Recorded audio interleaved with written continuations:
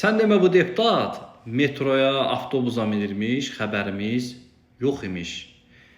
Milli Məclisin deputatı Səyyad Aran maraqlı açıqlama verib. Deyib ki, mən necə özümə maşın alım? Diqqətlə qulaq asın. Mənim heç vaxt maşınım olmayıb, heç indi də yoxdur. Hər yerə idarənin maşını ilə gedirdim. İndi də Milli Məclisə gedəndə 18 nömrəli avtobusla gedirəm. Qaydanda piyada metroya düşürəm.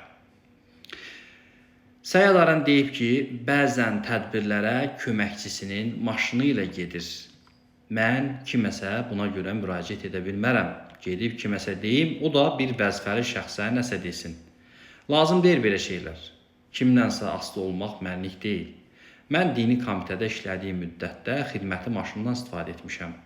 Başqa heç nə. Deyirsiniz ki, deputatsan. Lap tutaq ki, 5000 manat maaş alıram. Mənim də qayğılarım, həyat yoldaşım, nəvələrim var. Özümün gündəlik, səhhətlə əlaqəli xərclərim var.